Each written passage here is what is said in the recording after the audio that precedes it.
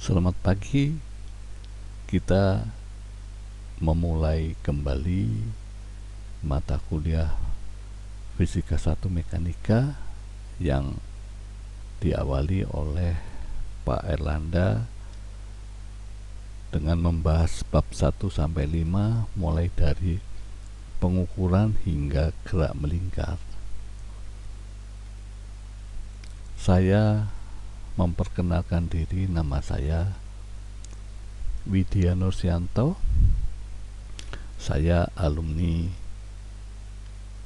Universitas Indonesia dari S1 sampai S3. Bidang saya adalah fisika material. Alamat email saya adalah widyanursianto@gmail.com. Dan untuk menghubungi HP saya 081591202220. Saya sudah berkeluarga dengan 2 orang anak laki-laki. Yang besar usia 34 tahun, alumni Teknik Kimia Universitas Parahyangan, dan adiknya berusia 31 tahun, alumni Teknik Informatika Universitas Bina Nusantara. Baik, hari ini kita memulai kuliah dengan perkuliahan secara PJJ menggunakan fasilitas LMS UP. Perkuliahan sebanyak 7 pekan yang membahas 5 bab lagi, yaitu bab 6, 7, 8, 9, dan 11 dari buku Physics Principle with Application edisi ke-7 karangan Gian Kohli. Nah, karena minggu lalu ada hari libur pada saat jadwal perkuliahan fisika, maka supaya tidak hilang akan kita ganti dengan waktu hari Jumat minggu ini dengan waktu yang sama. Semoga bisa terlaksana dengan tidak mengganggu kegiatan yang lain. Namun jika itu tidak cocok dengan jadwal yang lain, silahkan menghubungi melalui WA grup, dan kita akan bahas kembali waktu yang cocok. Baik, hari ini kita akan memulai bab 9, yaitu kerja dan energi bagian 1. Dan untuk pertemuan yang hari Jumat nanti, kita lanjutkan kerja dan energi bagian kedua ditambah dengan momentum linear yang bagian pertama, yaitu bab 6 dan bab 7. Sedangkan pertemuan ke-11 yang minggu depannya, tanggal 11 November, itu akan membahas lanjutan momentum linear, dan pertemuan ke-12 tentang gerak rotasi pada tanggal 18 bab 8, dan pertemuan ke-13 melanjutkan gerak rotasi yang kedua, dan pertemuan ke-14 tentang kesetimbangan statis dengan topik elastisitas dan patahan, yaitu pada tanggal 2 Desember, dan terakhir pertemuan ke-15 tentang gelombang mekanik tanggal 9 Desember. Selanjutnya kita akan memulai bab 6 ini dengan topik kerja dan energi. Yang akan kita bahas ada 7 subbahasan, yaitu yang pertama, kerja yang dilakukan oleh gaya konstan atau tetap. Yang kedua, kerja yang dilakukan oleh gaya bervariasi. Yang ketiga, energi kinetik dan prinsip kerja energi. Yang keempat, energi potensial. Yang keenam, gaya konservatif dan non-konservatif. Yang ketujuh, kita akan bahas tentang energi mekanik dan kekekalan energi. Yang terakhir yaitu penyelesaian soal dengan menggunakan kekekalan energi mekanik. Kita mulai dari subbahasan pertama, yaitu kerja yang dilakukan oleh gaya konstan atau tetap. Ya, kita lihat pada gambar ini bahwa ada seorang perempuan yang menarik peti dengan menggunakan sebuah tali untuk dipindahkan dari posisi 1 ke posisi 2. Tentu saja orang ini akan memberikan gaya. Ya, gaya itu membuat peti atau benda bermassa ini berpindah sejauh D. Karena ini diberikan oleh gaya tali yang tidak searah dengan arah perpindahannya, dengan kata lain membentuk sudut dari arah geraknya, maka gaya yang diberikan ini harus kita proyeksikan ke arah gerak bendanya, sehingga gaya yang mengakibatkan benda bergerak adalah gaya proyeksi yang searah dengan arah geraknya. Jadi sesuai dengan definisinya bahwa kerja atau usaha itu dilakukan oleh gaya konstan, artinya tidak berubah-ubah karena dia sendiri ya gayanya.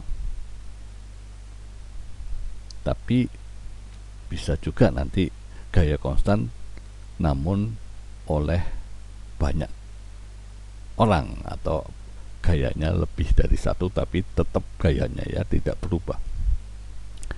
Ini didefinisikan sebagai jarak yang dipindahkan D ini dikalikan dengan komponen gaya yang ke arah perpindahan ya. Jadi dengan prinsip bahwa ketika gaya ini tidak sama dengan arah perpindahannya karena dia membentuk sudut, maka Anda harus membuat proyeksi dari gaya ini pada arah perpindahan. Jadi ketika kita proyeksikan, maka gaya itu menjadi F cosinus theta atau F yang sejajar dengan arah perpindahannya. Jadi sesungguhnya definisinya adalah kerja itu adalah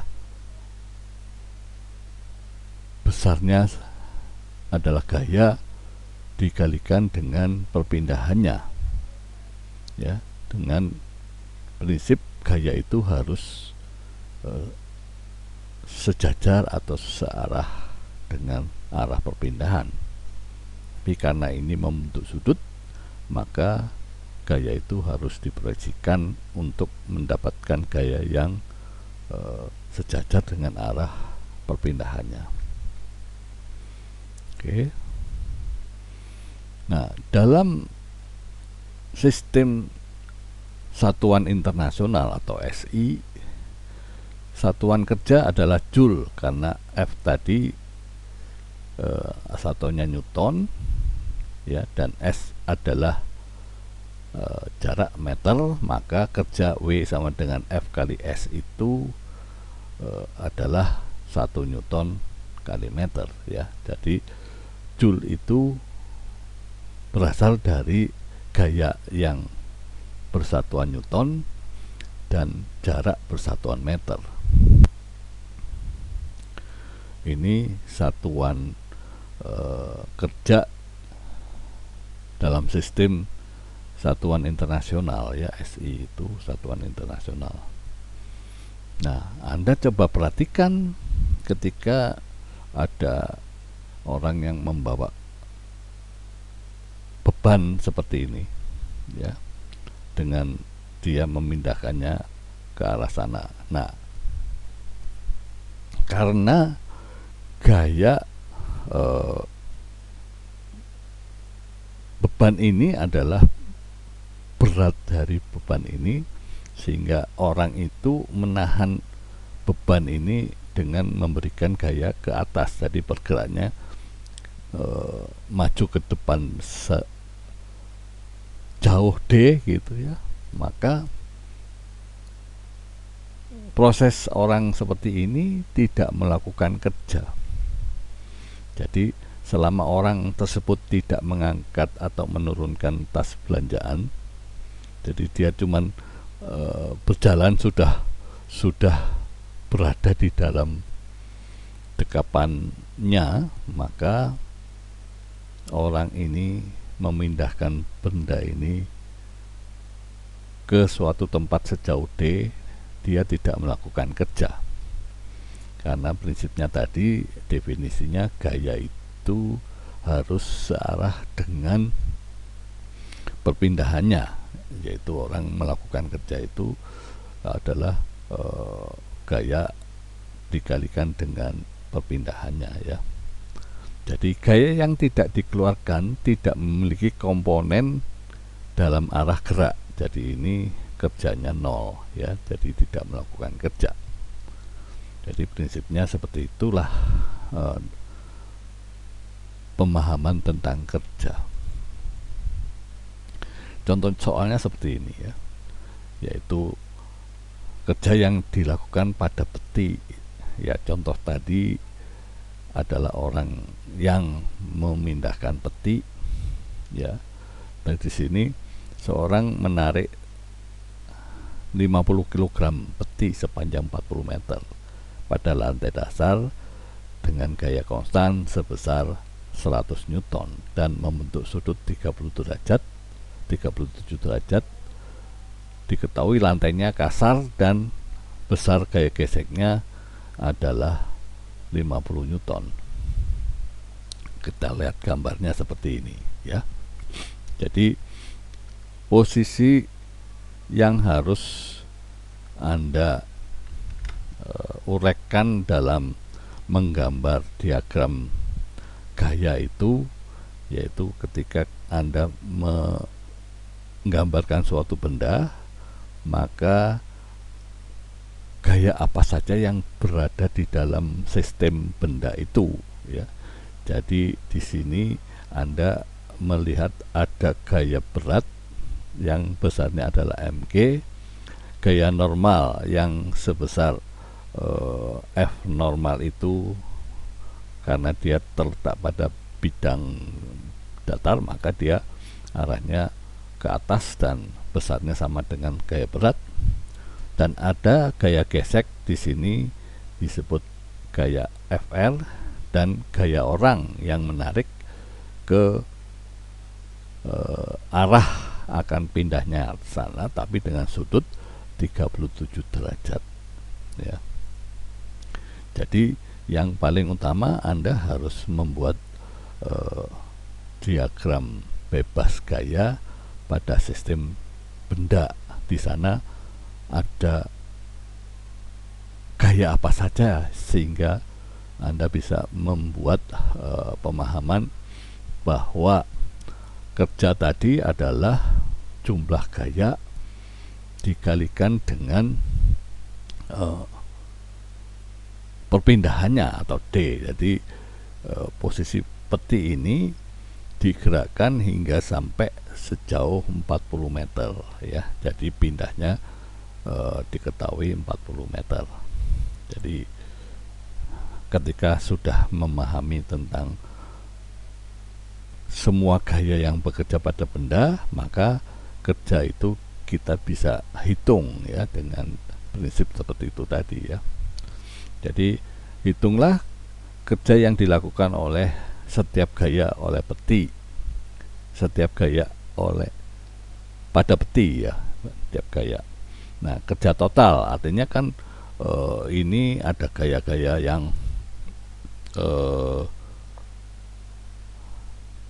ada 4 gaya yang bekerja ya pada sistem benda ini, yaitu ada gaya berat, ada gaya normal, ada gaya gesek, dan ada gaya orang.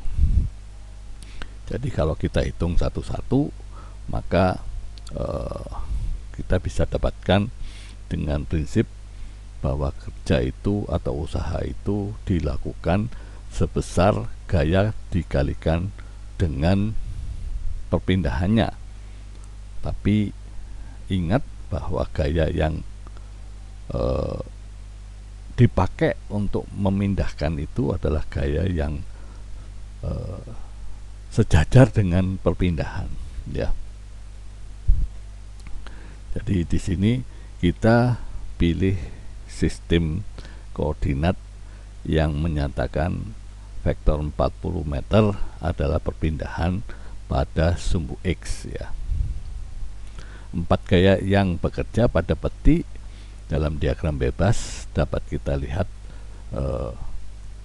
ada gaya orang FP, ada gaya gesek FR yang melawan dari perpindahan, gaya gravitasi yaitu berat benda ya, dan gaya normal yaitu yang mengarah ke atas yang diberikan oleh lantai atau bidang yang menahan beban, yaitu ada sistem mengikuti hukum Newton ketiga, aksi reaksi ya. Jadi ada 4 buah gaya yang bekerja pada sistem, yaitu pada benda peti ini. Jadi gaya bersih pada peti adalah jumlah keempat gaya tersebut kalau nanti kita menghitung kerja totalnya. Jadi dengan menjawab satu-satu, yaitu ketika kerja oleh gravitasi dan gaya normal adalah 0 karena dia tegak lurus dengan perpindahan ya. Jadi dengan memasukkan rumusnya saja juga bahwa sudutnya adalah 90, maka usaha dari atau kerja dari gravitasi 0 dan usaha atau kerja dari normal adalah 0.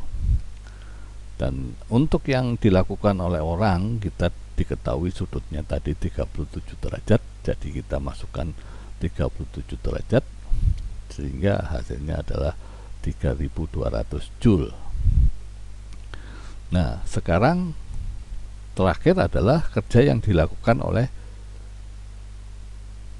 gaya gesek ya. Gaya geseknya adalah searah atau sejajar dengan arah perpindahan tapi berlawanan arah ya. Jadi dengan demikian gaya gesek itu usahanya bernilai negatif ya.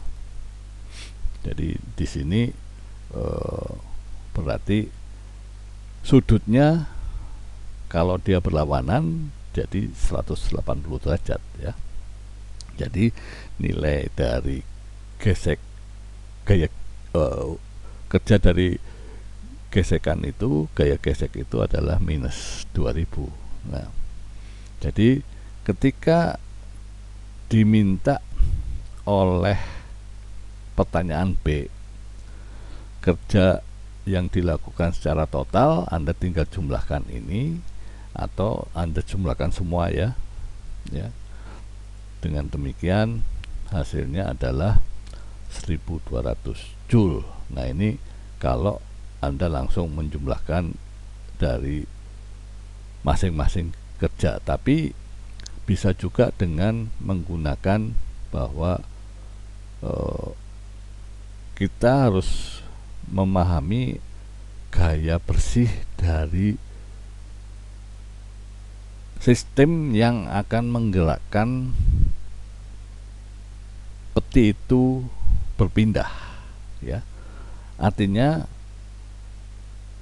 Anda harus mencari gaya yang sejajar dengan arah perpindahan. Artinya kalau dia berada dalam sumbu X, maka Anda harus cari gaya bersih di sumbu X, yaitu gaya orang yang kita proyeksikan ke sumbu X dan gaya gesek yang berlawanan dengan arah pergerakan jadi minus ya. Jadi dengan demikian Anda mendapatkan gaya bersih yang melakukan kerja perpindahan benda itu yang searah dengan perpindahannya ya. Jadi dengan demikian Anda bisa paham bahwa gaya orang itu adalah gaya yang kita proyeksikan ke arah sumbu X atau arah perpindahannya, yaitu sebesar ini, dan dikurangi oleh gaya geseknya yang diketahui adalah 50 Newton. Jadi dengan demikian kita juga dapat peroleh bahwa mengikuti rumus bahwa usaha atau kerja itu merupakan perkalian antara gaya total atau gaya bersihnya dikalikan dengan perpindahannya. Jadi bisa melakukan cara yang menjumlahkan semua kerja setiap masing-masing gaya, atau Anda mencari gaya bersih yang searah dengan atau sejajar dengan arah perpindahan ya. Ini prinsip membuat penyelesaian soal kerja atau usaha. Nah, prosedur penyelesaian ya tadi, pertama Anda harus menggambar diagram bebas ya, sudah saya jelaskan tadi, dan pilih sistem koordinat yang tadi kita ambil di arahnya di sumbu X ya. Jadi yang ketiga, terapkan hukum Newton untuk menentukan gaya yang tidak diketahui ya. Yang keempat, cari kerja yang dilakukan oleh gaya yang sudah tertentu ya.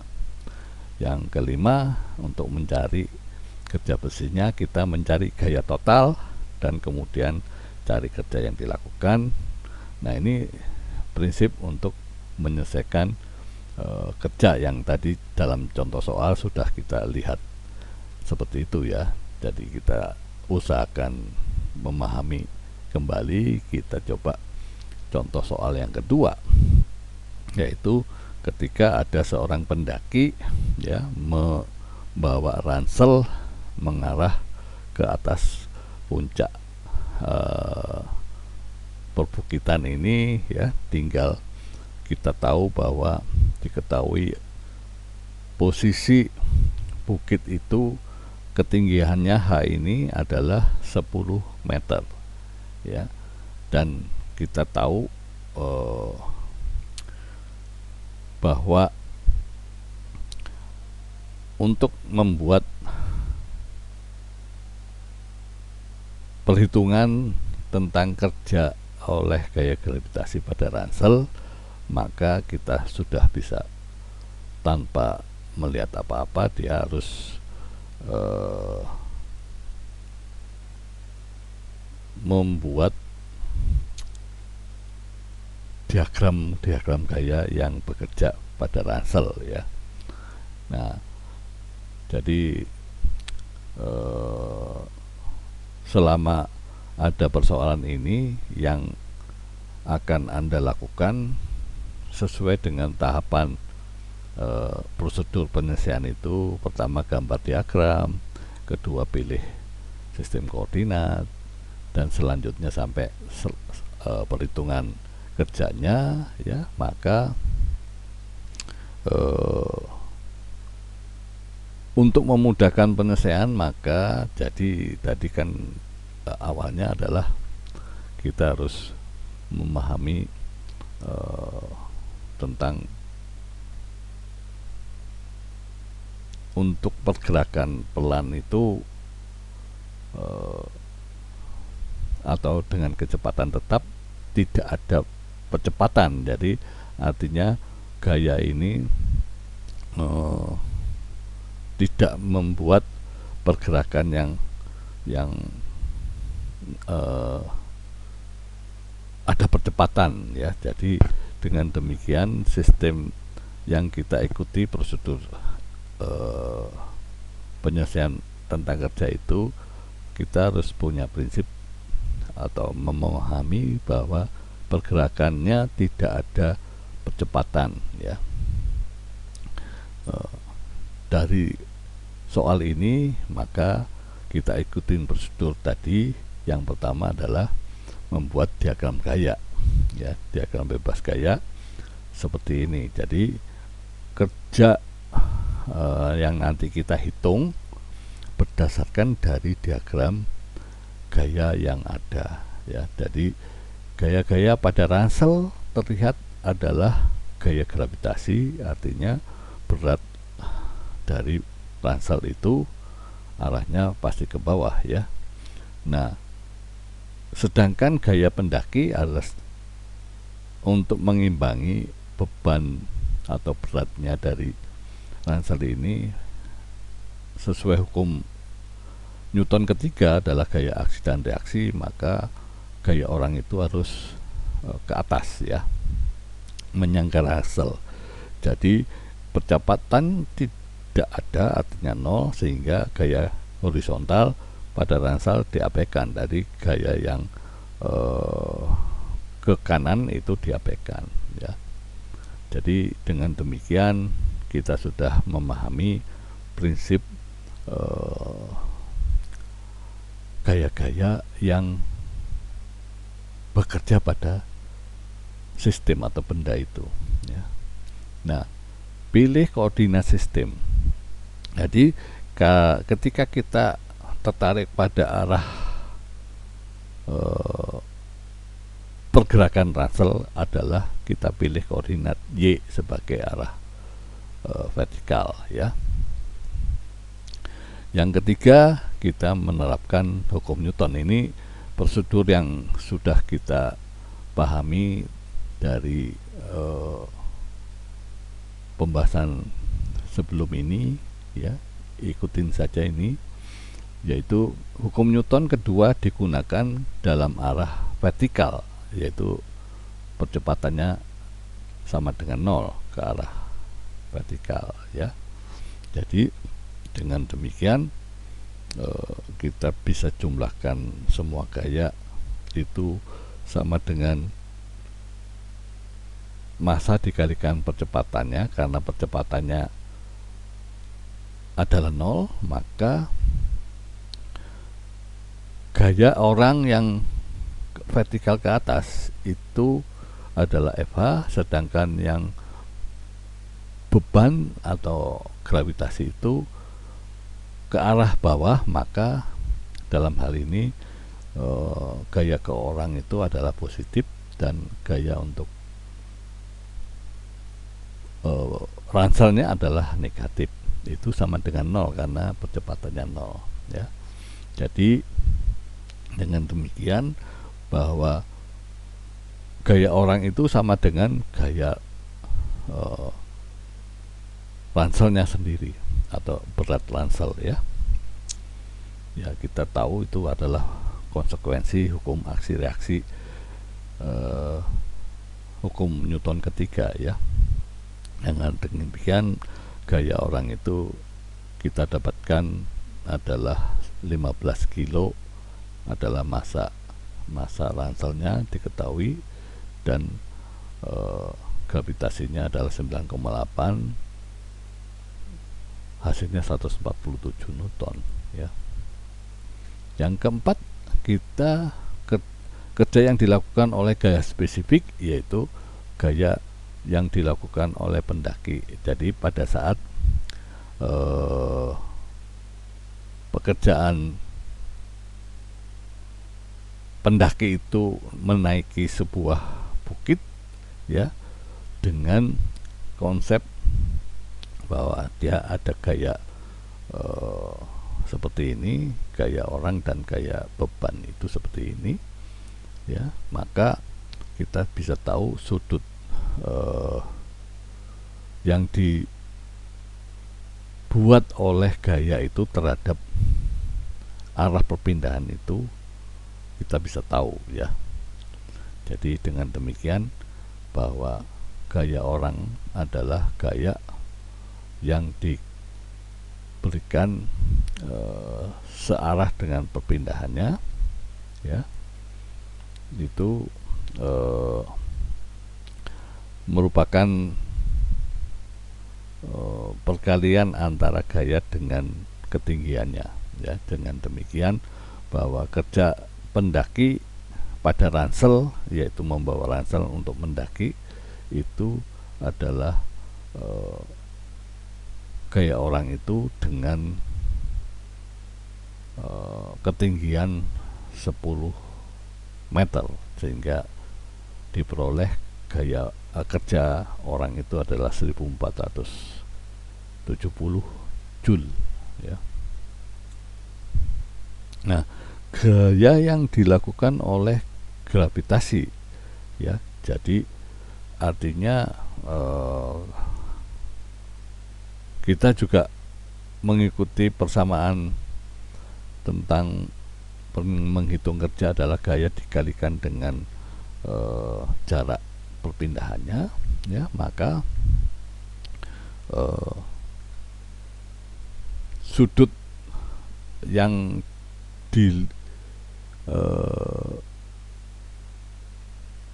dihitung pada ransel itu adalah berbeda dengan sudut yang dilakukan oleh orang ya. Jadi kita bisa tahu bahwa karena sudutnya adalah dihitung dari gaya terhadap perpindahan ya, maka untuk itu, untuk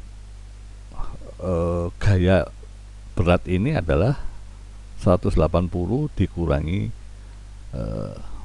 sudut orang terhadap perpindahannya. Jadi dengan demikian hasilnya adalah nilainya minus ya. Jadi minus cos ini adalah hasilnya minus MGH, sehingga kerja yang dilakukan oleh orang dan oleh bebannya ransel itu besarnya sama ya, besarnya sama. Dengan prinsip kita memahami hukum Newton ketiga, maka ini adalah gaya aksi dan reaksi ya.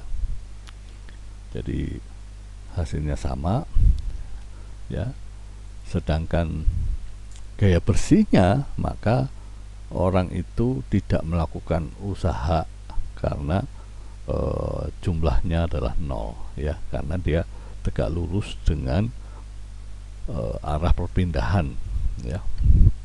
Jadi itu prinsipnya, bahwa kita menghitungnya dengan membuat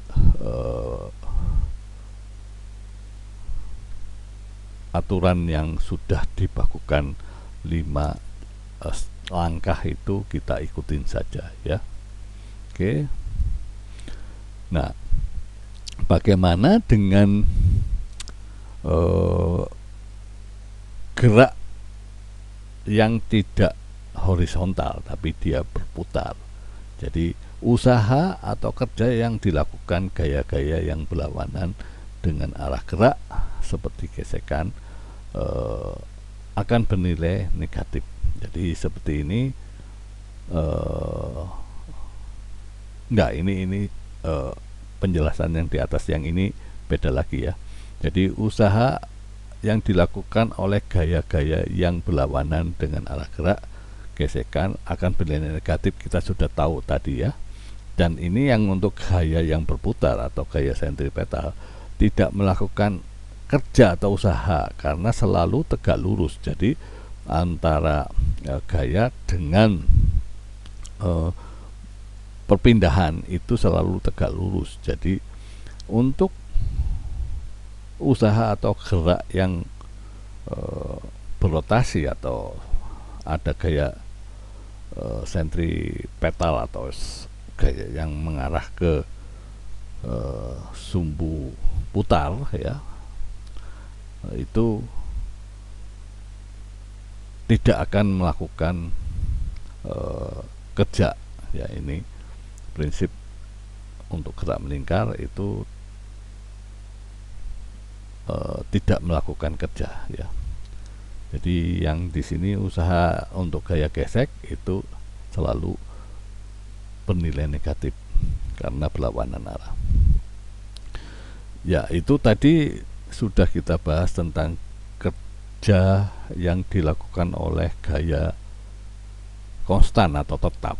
Nah, sekarang kalau dilakukan oleh gaya bervariasi ya, jadi istilahnya gaya bervariasi itu dari, kalau gambar ini Anda bisa perhatikan bahwa kerja itu yang diberikan garis atau kurva merah ini, maka kalau Anda tarik setiap titik yang di kurva ini, maka setiap titik ini menghasilkan nilai gaya yang berbeda-beda ya. Jadi dengan prinsip kita membagi-bagi jarak perpindahan dan ada prinsip kecil-kecil gaya yang sejajar dengan arah perpindahan, maka kita untuk menghitung kerja untuk gaya yang bervariasi ini, Anda hanya menentukan pada titik awal dan titik akhir ya, terus Anda proyeksikan pada perpindahannya. Jadi ini kan grafik gaya yang bervariasi, maka Anda akan menghitung luasan dari kurva yang di bawah kurva gaya yang bervariasi tadi. Dengan demikian Anda sudah paham bahwa ini adalah menghitung luasan di bawah kurva itu adalah integral ya. Jadi kita untuk menghitung kerja yang dilakukan gaya bervariasi itu dengan prinsip mengintegralkan ya. Yang ketiga kita bahas tentang energi kinetik dan prinsip kerja dan energi. Ya, secara umum energi itu definisinya adalah kemampuan untuk melakukan kerja ya. Jadi sebetulnya dengan prinsip pemahaman seperti ini, maka Anda sudah tahu bahwa energi dengan kerja tadi itu mempunyai satuan yang sama ya, sehingga kita tahu bahwa tidak semua gaya mampu melakukan kerja ya. Namun demikian dalam membahas energi mekanik ini kita mengikuti definisi umum tersebut di atas, yaitu kemampuan untuk melakukan kerja. Jadi prinsipnya kalau kita membuat definisi energi itu adalah kemampuan melakukan kerja, ya. Jadi ketika kita tulis percepatan dalam bentuk kecepatan dan jarak, ya, maka kita dapat menyatakan bahwa kerja itu adalah setengah mv 2 kuadrat dikurangi setengah mv 1 kuadrat. Artinya kerja itu adalah perubahan dari energi kinetik, ya. Nah, yang dinamakan energi kinetik adalah tadi sesuai definisinya adalah kemampuan untuk melakukan kerja. Jadi dengan demikian tadi kan kita tahu kerja itu adalah gaya dikalikan perpindahannya, tapi gaya dirubah menjadi massa kali percepatan dan jarak mempunyai pemahaman adalah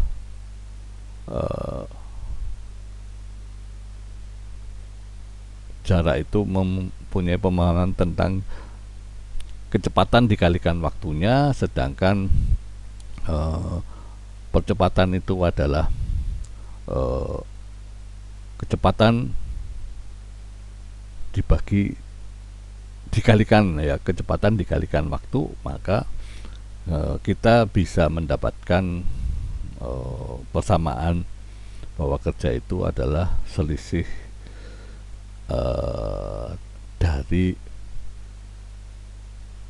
kecepatan energi kinetik awal, ya, di energi akhir dikurangi awal, ya. Jadi dengan demikian energi kinetik itu adalah sama dengan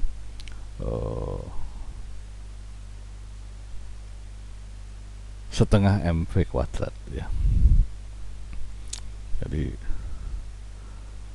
prinsip energi kinetik adalah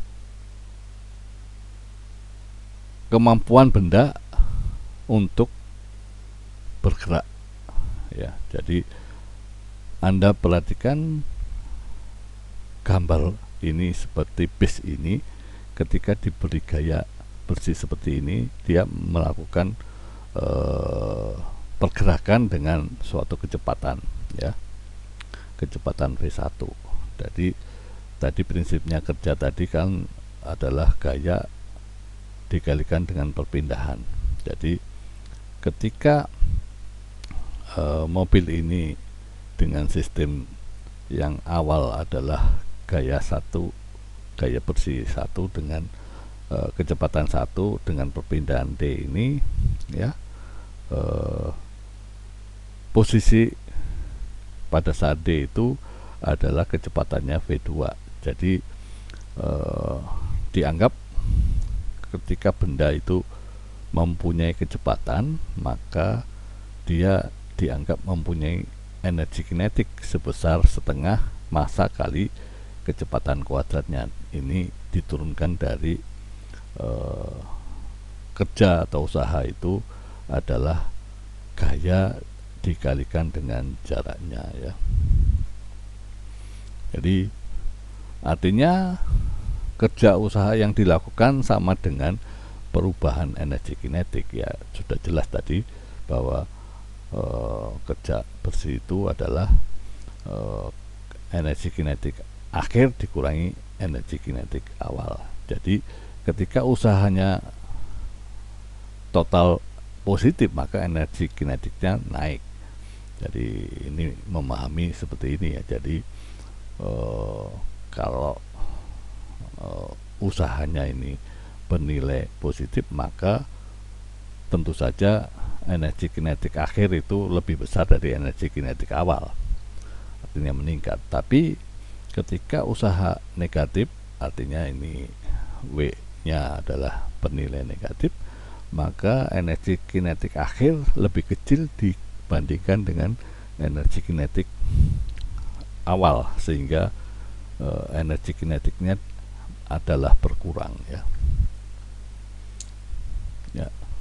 Jadi karena usaha dan energi kinetik dapat disamakan, satuannya sama ya. Jadi energi kinetik itu satuannya sama dengan kerja, yaitu joule ya.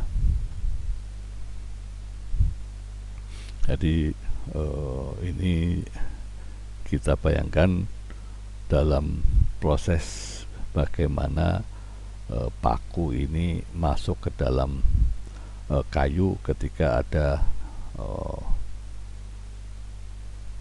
paku ya memukul palu ini memukul paku yang ini memberikan gaya ke sana, tapi dari hukum aksi reaksi maka dia ada gaya yang menahan atau diberikan pada palu ini yang besarnya sama ya. Nah ini bagaimana prinsip tadi kerja atau usaha tadi ya. Oke, contoh soalnya untuk energi kinetik yaitu ketika ada mobil ya yang mempunyai massa 1000 kg ya, ditanya berapa kerja besi ketika mobil itu dari awal kecepatannya 20 meter per detik dinaikkan menjadi 30 meter per detik. Jadi kerjanya seperti apa? Tadi kan kita sudah tahu bahwa kerja itu adalah selisih dari energi kinetik, artinya energi kinetik akhir dikurangi energi kinetik awal ya. Jadi kita lihat diagram gayanya seperti ini. Jadi ada gaya yang awalnya seperti ini dengan mempunyai kecepatan mobil ini sebesar 20 meter per detik, sedangkan yang sebelah kanan atau sejauh D ini maka dia adalah kecepatannya 30 meter per detik. Jadi untuk membuat Anda bisa melakukan perhitungannya, maka kita melakukan pendekatan-pendekatan seperti ini ya. Jadi mobil sistem kompleks karena kita harus ada mesin, ada putaran roda dan sebagainya. Nah ini kita tidak terlalu tertarik pada hal-hal yang kompleks tadi. Jadi sebagai gantinya menggunakan prinsip kerja energi yang tadi ya. Tadi bahwa ada mobil yang bergerak, maka kita modelkan sebagai keseluruhan ini adalah suatu benda atau partikel yang utuh ya, tidak memikirkan ada mesinnya, ada putaran rodanya ya. Jadi solusi yang tadi sudah kita lihat bahwa kerja besi itu diperlukan untuk menaikkan energi kinetik kalau dia positif ya.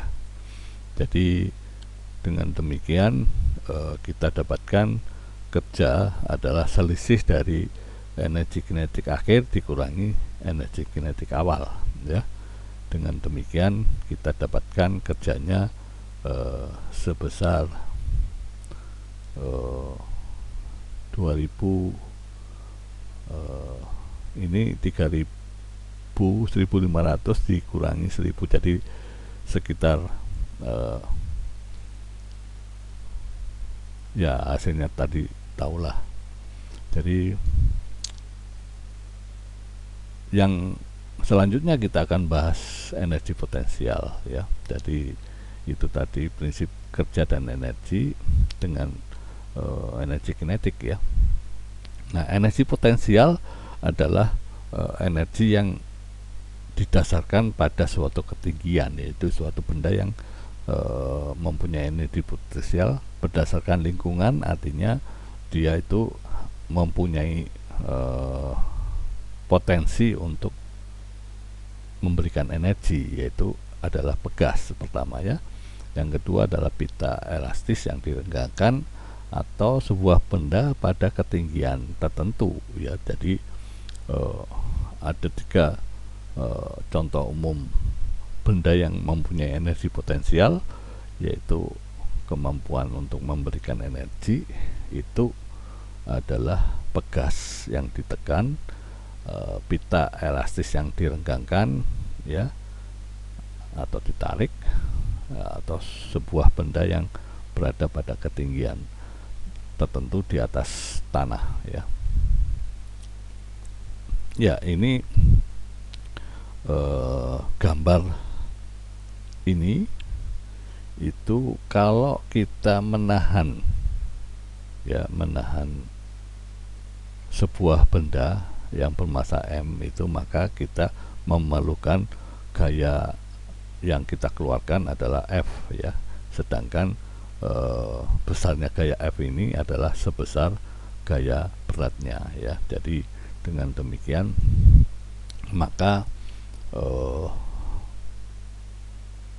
ketika kita menaruh benda itu di atas terus kita lepaskan ya, secara ya kita taruh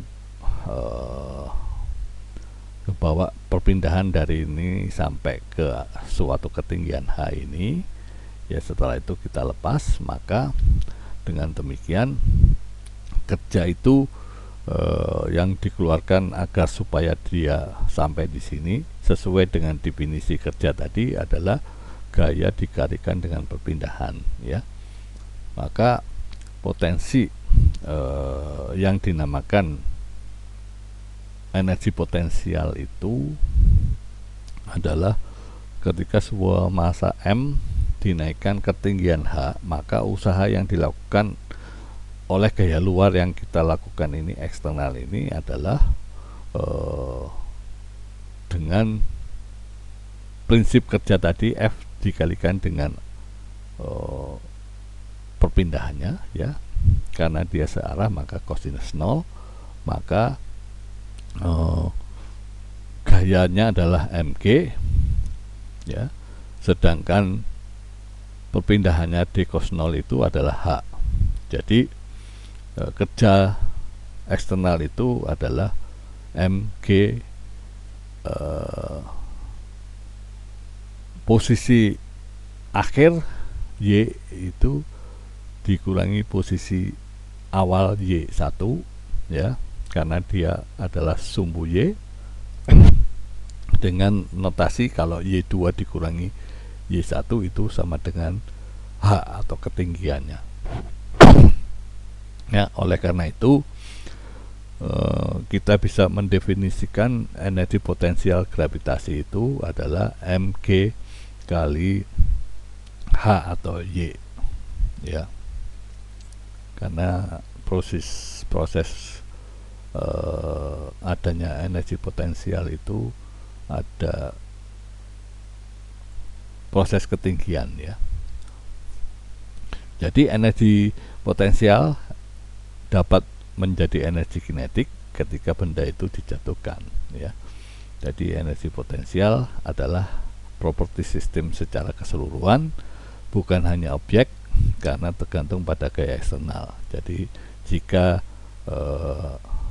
energi potensial gravitasi adalah mgy, dari manakah kita mengukur y? Yaitu tadi sudah kita lihat bahwa ternyata tidak jadi soal asalkan kita konsisten memilih di mana y sama dengan 0. Yang tadi y1 adalah 0 ya, hanya diukur perubahan energi potensial yang bisa diukur. Oke, contoh soalnya seperti ini. Jadi perubahan energi potensial dari roller coaster ketika ada roller coaster dengan massa 1000 kg bergerak dari titik 1 ke titik 2, kemudian ke titik 3. Kita lihat di gambar ini ya. Jadi pertama di sini, terus naik ke posisi 2, terus akhirnya ke posisi 3 ya. Jadi ini kronologis dari pergerakan roller coaster seperti ini, diketahui seperti itu dan dengan massa 1000 kilo ya. Jadi ditanya berapakah energi potensial gravitasi pada titik 2 dan 3 relatif dari titik 1 ya. Dari gambar ini kita mendapatkan informasi bahwa posisi 1 dan 2 itu berada 10 meter. Posisi 1 dengan yang ketiga adalah 15 meter ya. Jadi soal yang nomor 1 ini kita diminta untuk menghitung energi potensial gravitasi benda ketika berada posisi 2 dengan 1 dan posisi 3 dengan 1 ya. Terus yang kedua ditanya berapa perubahan energi potensial ketika roller coaster bergerak dari 2-3. Jadi antara 2 dan 3 ditanya juga. Dan ulangi pertanyaan A dan B ini ketika acuan nolnya ada di posisi 3 ya. Jadi kita di awal ini pertanyaan A dan B itu posisi yang kita anggap 0 adalah posisi benda atau roller coaster di titik 1 ya. Oke. Jadi dengan mengikuti langkah-langkah pertanyaan ini maka kita bisa membuat persoalan pertanyaan diselesaikan dengan tidak akan ada kesalahan ya. Jadi dengan demikian tentu saja karena proses ketinggian maka kita ambil arah atau sumbunya adalah sumbu Y ya. Jadi kita ambil ke atas adalah Y positif dan yang ke bawah Y nya negatif. Jadi solusinya untuk yang A maka pada titik Y sama dengan 0 adalah titik yang pertama. Jadi energi potensial gravitasi pada titik pertama itu adalah 0, sedangkan titik yang kedua karena dia mempunyai ketinggian 10 meter maka dia adalah bernilai 9,8 kali 10 pangkat 4 karena 1000 dikalikan ini dikalikan ketinggiannya ya. Jadi ini yang jawaban pertama antara ketinggian atau titik kedua dengan titik 1 ya, karena titik satunya dianggap potensialnya 0 ya. Nah untuk yang ketiga, untuk titik 3 artinya dia kan ada di bawah dari titik 1, artinya kita sudah menyatakan bahwa Y itu mendapatkan nilai positif ketika ke atas ya. Ketika dia ke bawah ya maka ketinggiannya Y nya bernilai negatif ya. Jadi dengan demikian untuk energi potensial yang pada saat titik 3 maka kita kalikan dengan nilai H yang bernilai negatif sehingga energi potensial pada titik 3 adalah negatif ya. Nah yang kedua atau pertanyaan B ketika kita diminta untuk menghitung berapa perbandingan titik kedua dengan titik yang ketiga ya. Jadi artinya kita mendapatkan titik 3 itu adalah titik akhir, sedangkan titik kedua adalah titik awal ya. Dengan demikian namanya kerja itu atau energi potensial itu adalah selisih dari kerja awal akhir dikurangi awal. Jadi artinya yang akhir adalah titik yang ketiga dan yang awal adalah yang kedua, maka hasilnya adalah minus 2,5 kali 10 pangkat 5. Jadi energi potensial gravitasi berkurang sebesar 2,5 kali 10 pangkat 5 Joule ya. Yang ketiga, kita disuruh mengubah bahwa posisi 0 itu pada titik yang ketiga, sehingga titik yang kedua dan ke-1 adalah di atas dari titik yang ketiga.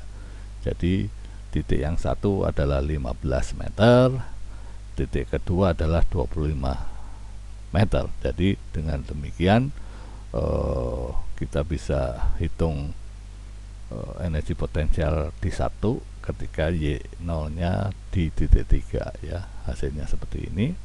Nah, untuk posisi perubahan energi potensial dari 2 ke 3 ya, dengan kondisi bahwa titik 3 itu dianggap 0, maka hasilnya adalah seperti ini. Jadi dengan melihat bahwa hasil yang B dengan C ini, posisi 2 dan 3 tidak berubah. Jadi kerja yang dilakukan oleh gravitasi hanya bergantung pada ketinggian, ya, tidak berdasarkan perubahan energi potensial, tidak tergantung pada jalan yang diambil. Jadi kita dibuktikan oleh soal ini bahwa ketika posisi dirubah, artinya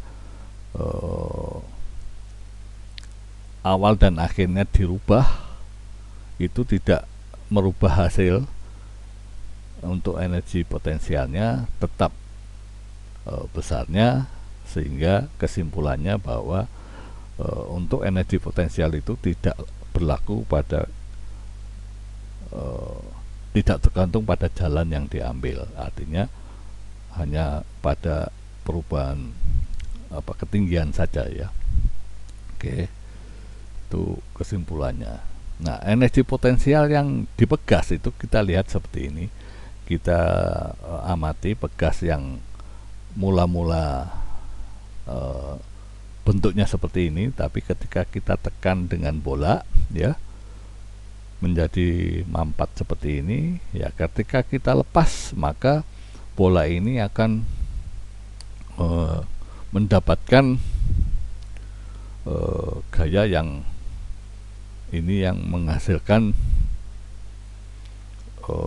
energi kinetik ya.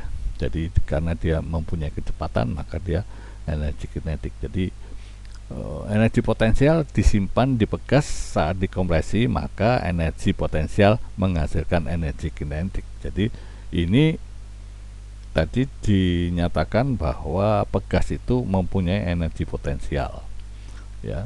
Ketika dia ditekan atau dikompres, maka dia akan mendapatkan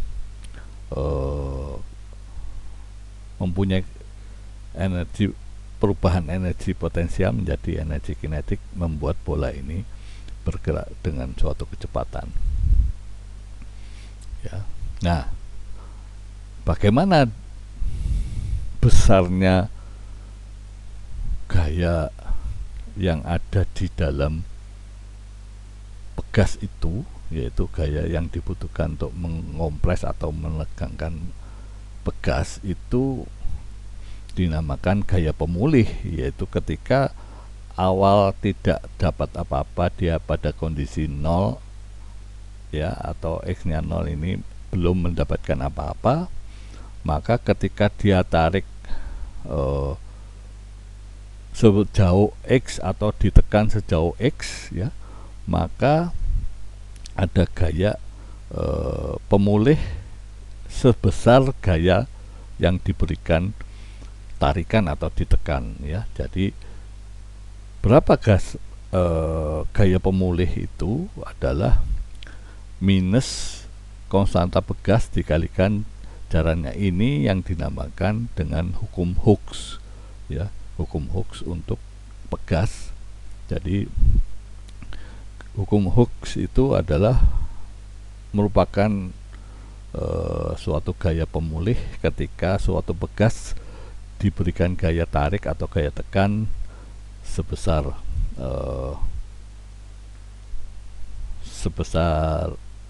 yang sama dengan gaya pemulih, itu besarnya adalah minus konstanta pegasnya dikalikan dengan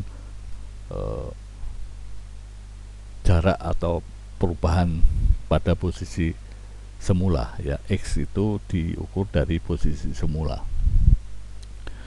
ya. Jadi konstanta pegas ini adalah sifat yang dimiliki oleh masing-masing pegas. Jadi bermacam-macam pegas, nilai K-nya akan berbeda-beda, ya. Jadi konstanta pegas ini perlu diukur untuk setiap pegas.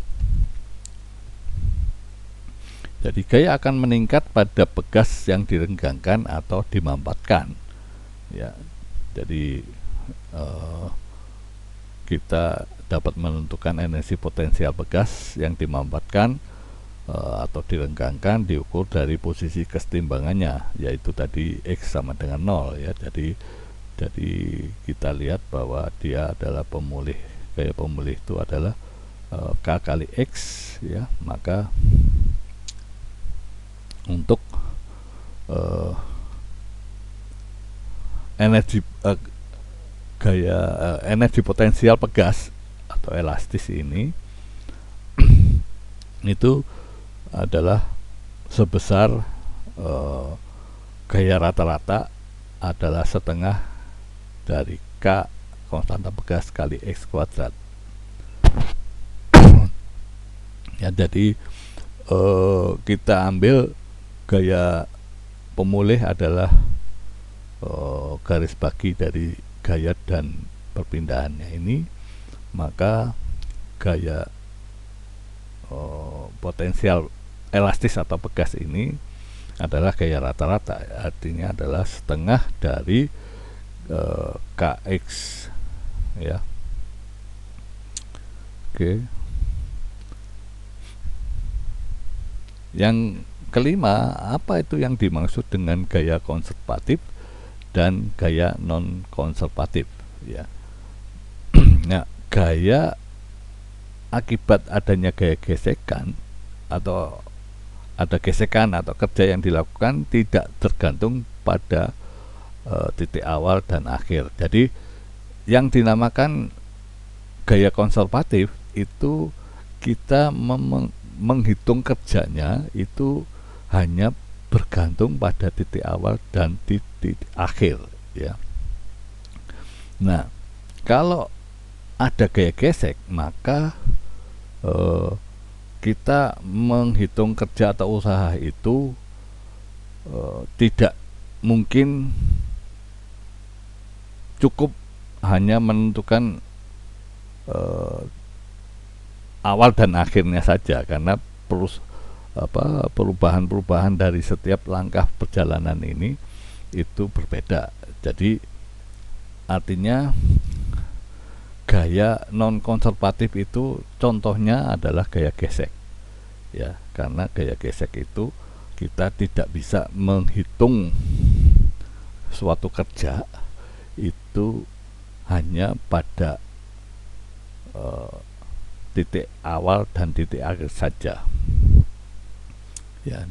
Selain yang hanya bisa menghitung kerja titik awal dan titik akhir itu akibat gaya konservatif, artinya gaya contohnya adalah gaya gravitasi, ya. Jadi di sini ditabelkan bahwa gaya konservatif, gaya gravitasi, gaya pegas atau elastik, dan gaya listrik, ya. Ini kita hanya menghitung berapa besarnya kerja itu pada posisi awal dan akhir saja. Sedangkan yang bukan gaya konservatif atau non konservatif gaya adalah gaya gesek, ada gaya gesek udara, ada tegangan tali, ya, ada motor, ada tekanan atau tarikan dari orang. Jadi ini kita tidak bisa menghitung suatu kerja dengan hanya menentukan posisi awal dan akhir saja. Jadi energi potensial hanya dapat ditentukan oleh gaya-gaya konservatif. Jadi untuk khusus gaya konservatif itu kita bisa menghitung energi potensial, ya. Sedangkan gaya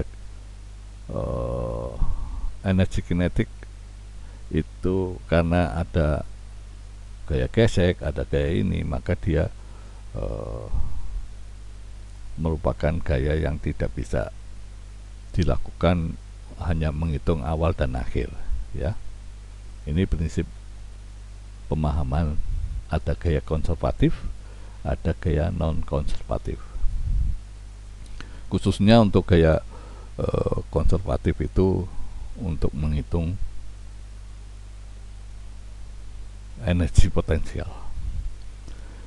Ya, kita menentukan usaha yang dilakukan gaya non konservatif sama dengan perubahan energi kinetik dan potensial. Jadi kita tidak bisa menentukan usaha itu hanya cukup energi potensial berdasarkan gaya non konservatif. Jadi harus merupakan perubahan total, ya, energinya. Jadi perubahan total itu termasuk kinetik dan potensial.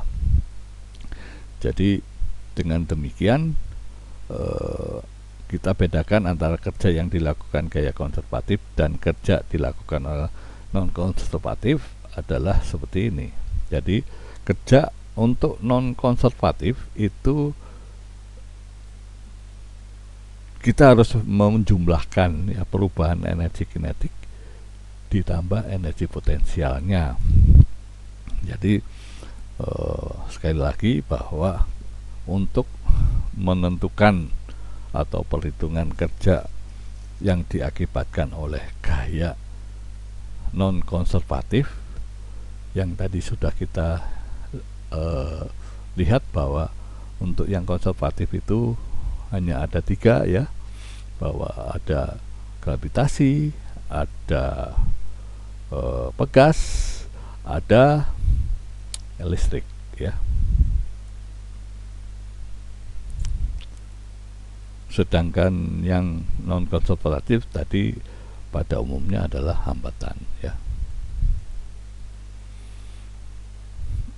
Nah, kita memasuki energi mekanik dan kekekalan energi. Jadi saya ulang lagi bahwa nanti kalau Anda menghitung kerja akibat gaya non konservatif, maka besarnya kerjanya itu Anda harus menjumlahkan selisih energi kinetik ditambah selisih energi potensialnya, ya. Nah, apa yang dinamakan energi mekanik dan kekekalan energi, ya, jika tidak ada gaya non konservatif adalah jumlah perubahan energi kinetik dan energi potensial itu sama dengan 0. Ini yang disebut kekekalan energi, ya. Jadi kalau tidak ada gaya non konservatif, artinya gayanya gaya gravitasi misalnya, ya, maka jumlah perubahan energi kinetik dan energi potensial adalah 0. Artinya energi kinetik dan energi potensialnya sama, ya. Jadi hanya tandanya saja berlawanan. Ya. Ya, hal ini memungkinkan kita untuk menentukan energi mekanik total. Jadi energi mekanik itu merupakan penjumlahan energi kinetik dan energi potensial, ya. Jadi untuk yang dinamakan kekal itu adalah ketika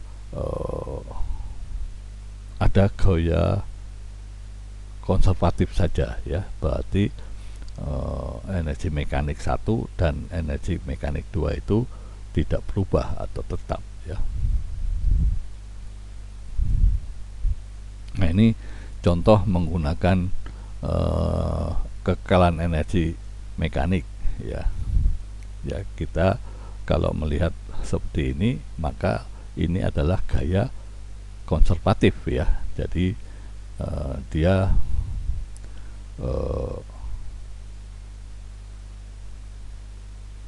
energi mekaniknya itu dari posisi 1, kedua, ketiga itu sama dengan 0 ya. Jadi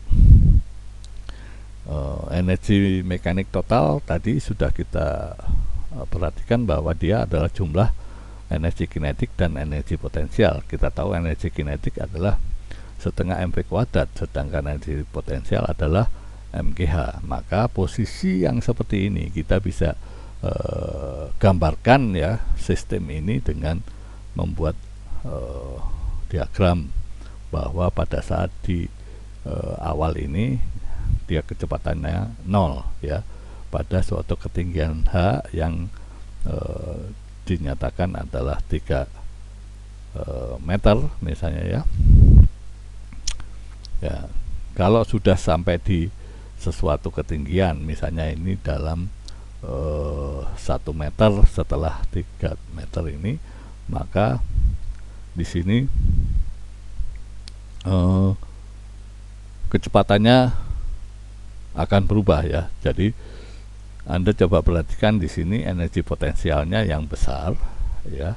Kalau dinyatakan dalam mgy ini, maka ini nilainya besar, ini 0 ya. Nah, kalau sudah dia bergerak dengan suatu kecepatan, maka di sininya bertambah, di sini berkurang. Anda perhatikan di sini yang merah akan lebih besar dari yang biru. Yang sini biru tadi adalah energi potensial, yang merah adalah energi kinetik ya. Sampai di bawah seluruhnya menjadi merah, yang biru menjadi merah. Artinya energi mekanik itu sama dengan 0 ya, karena ini dan ini dijumlahkan sama dengan 0 ya. Jadi kelompok energi sebelah kanan ini menunjukkan bagaimana energi bergerak dari mula-mula semua potensial menjadi semua energi kinetik ya. Jadi ini pertama adalah energi potensial yang besar, dan yang di akhir itu adalah energi kinetik yang besar. Oke, jadi energi mekaniknya sama dengan 0 ya. Jadi contoh soalnya seperti ini yang sudah kita lihat tadi ya, bahwa ketika tingginya 3 meter ya, pada saat Y1 ini, maka hitung kecepatan batu ketika berada pada 1 meter yang tadi gambar tadi ya. Jadi kita mendapatkan penyelesaiannya itu berdasarkan energi mekanik ya. Jadi dengan menggunakan prinsip kekekalan energi mekanik dan hanya gravitasi yang bekerja pada batu, artinya adalah gaya konservatif ya, hanya gaya konservatif yang bekerja, maka energi mekaniknya adalah 0. Jadi di sini kita anggap ini adalah yang awal dan ini adalah yang akhir ya. Jadi pada saat batu di titik 1, maka Y1 nya adalah 3 meter ya, maka V1 nya adalah 0 karena dia diam ya. Ketika kita diminta untuk mencari V2 pada posisi batu pada Y2, artinya pada posisi yang akhir ya. Jadi posisi akhir itu tidak langsung dari yang akhir saja, tapi bisa dilakukan dengan sesuai keadaan yang diminta ya. Jadi Dengan demikian bahwa energi kinetik ditambah energi potensial dan mekanik satu, dan energi mekanik 2 seperti ini disamakan karena dia konstan kan. Tadi prinsipnya kalau dia adalah gaya konservatif, maka dengan menyoret V1 semua, V1 nya sama dengan 0 karena dia diam ya, maka di sini adalah M nya dicoret semua, jadi gravitasi dikalikan ketinggian 1 ditambah ini, maka dengan demikian kita bisa mendapatkan nilai V2 adalah akar dari 2G dikurangi kalikan Y1 dikurangi Y2, hasilnya adalah kecepatan 6,3 meter per detik yang tadi digambar di sini sudah kita dapatkan ya. Jadi seperti itu. Jadi prinsipnya kita membuat bahwa kekekalan energi mekanik, yaitu mekanik 1 dan mekanik 2 itu selalu konstan ya. Maka kita bisa hitung kecepatan pada posisi ketinggian yang biasa. Nah, jika tidak ada gesekan, kecepatan roller coaster hanya tergantung pada ketinggian ya, seperti yang tadi bahwa ketika gaya gesek ini adalah gaya non konservatif, maka kita melakukannya untuk mencari kerja itu adalah penjumlahan dari energi kinetik dan energi potensial ya. Ya, ini roller coaster yang tidak ada gesekan ya, berarti kita membuat pernyataan bahwa energi mekanik 1 dan mekanik 2 itu konstan ya. Oke. Ya, jadi kita bisa dengan mudah menghitungnya seperti yang contoh batu tadi ya. Oke. Ya, jadi untuk gaya elastisitas kekekalan energi nya adalah yang potensial tadi diganti dengan MGH nya diganti dengan setengah Kx kuadrat ya, karena dia merupakan gaya pemulih ya. Jadi gaya pemulih itu sebesar minus Kx. Jadi ingat bahwa energi elastis ini juga gaya konservatif, sehingga penjumlahan keadaan 1 untuk energi mekaniknya sama dengan energi mekanik yang keadaan 2 ya. Jadi contoh soalnya ini permainan pistol-pistolan yang ada panah dimasukkan ke dalam per sini ya, karena dia ini per, maka dia menggunakan prinsip gaya konservatif ya, karena juga tidak ada gesekan dan massa bekas diabaikan ya. Ini penyelesaiannya sama dengan yang batu tadi dan roller coaster yang tanpa gesekan ya. Oke, tidak terlalu susah. Ini juga sama dengan pegas ini sistemnya, dia ada gaya hanya tergantung pada gaya konservatif ya. Oke, tidak terlalu susah. Nah, yang ya ini sampai hari ini kita hanya membahas tentang gaya konservatif yang menggunakan energi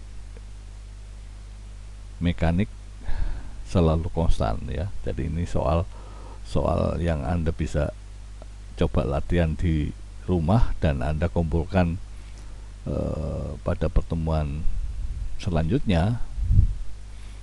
Jadi sebisa mungkin seminggu sesudahnya ya.